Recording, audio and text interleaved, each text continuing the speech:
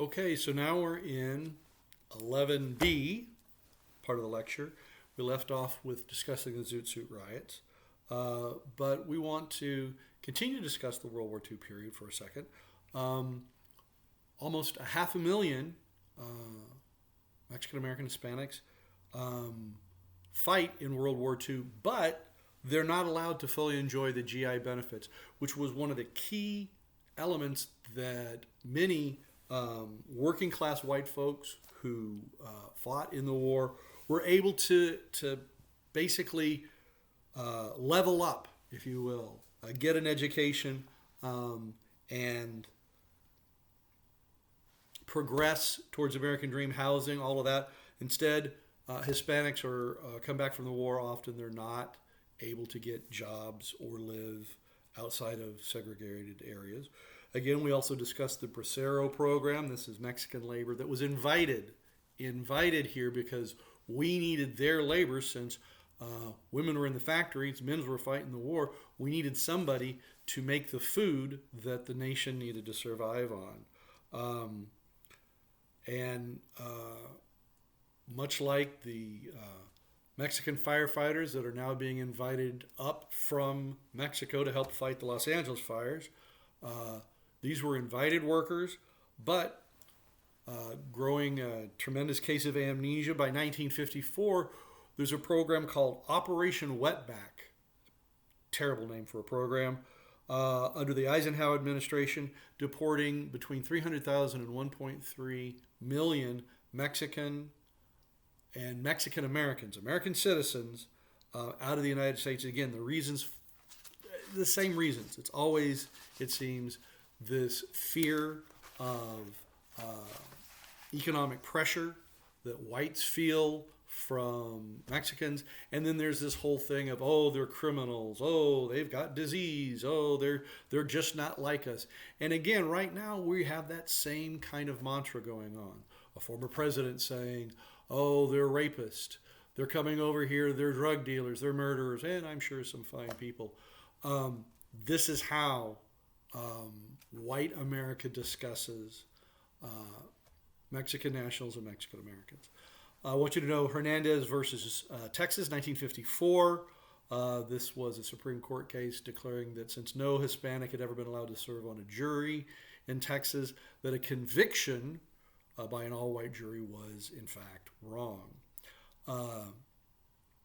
Know who Cesar Chavez was, founder of the UFW, also one of those Hispanic Americans that fought in World War II. And I want to take a second to just discuss three cases. These aren't in your book, so hopefully you're keeping track of this.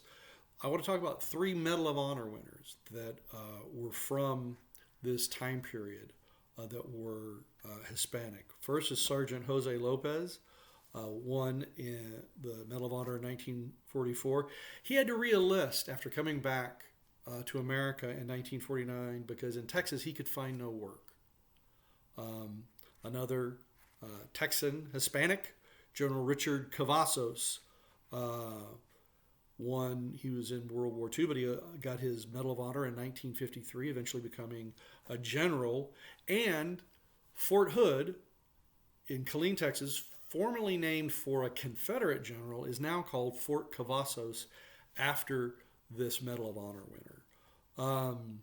The third one, Sergeant Marcario Garcia, Medal of Honor winner from 1945. But he was beaten by whites in a cafe in Richmond, Texas, beaten with a baseball bat because he was refused service. He was angry, so the whites beat him up, and he was the one arrested and facing charges. I bring this up because we're often told through the lens of meritocracy, that's part of the functionalist theory, oh, well, if you just work hard and become an excellent version of yourself here in America, oh, the streets are paved with gold and all the doors open for you. And I had some trouble embracing that. So here's an example of a question narrative. So here in Texas, the Texas Rangers are often held up as heroes. We had a television show, Walker, Texas Ranger. I have to question that. So there was a massacre in Porvenir, Texas, Porvenir, in 1918. So background real quickly. Pancho Villa and other folks are raiding into the United States in western Texas and New Mexico, basically trying to thwart white folks from actually stealing cattle from Mexico and then running it across the Rio Grande border.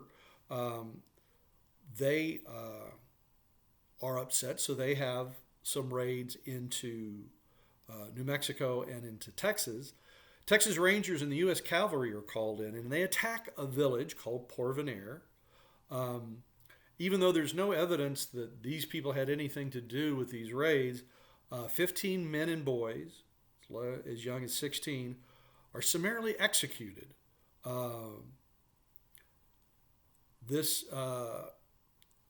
is a terrible event, an event that we don't really learn about because, again, we want to hold these rangers, these law enforcement people up to this accolade, and we've got to look at it.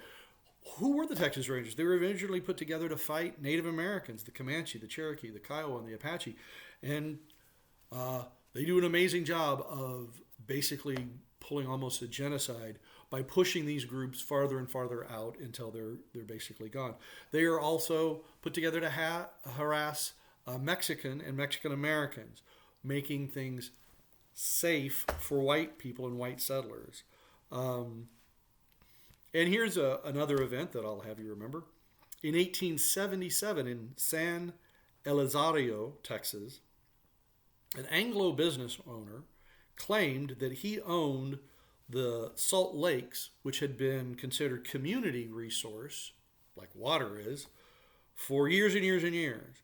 And this white business owner, a guy named Howard, Mr. Howard comes in and says, all of this is mine. I've got this, waves around this piece of paper. And when he's chased out, the Texas Rangers are sent to put down these Mexican-American citizens that have, revolted. Well, this citizen group captures the Texas Rangers, kills the landowner, the guy named Howard, and one of the Texas Rangers. And it's the only time the Texas Rangers have ever surrendered. And all because a white guy went and got what was previously considered basically nobody land, community land, and said, no, I own it. I own the water. I own the salt. And you have to do what I say. Now, here is another place in this lecture where I'm going to have you do some research. So hopefully you'll be watching. The word for this lecture is Angelique Gomez. That's somebody. I want you to find out who is Angelique Gomez and what did she do. This will be on your test. So go and look that up. And this will be a short lecture, so that's fun, right? See you next time.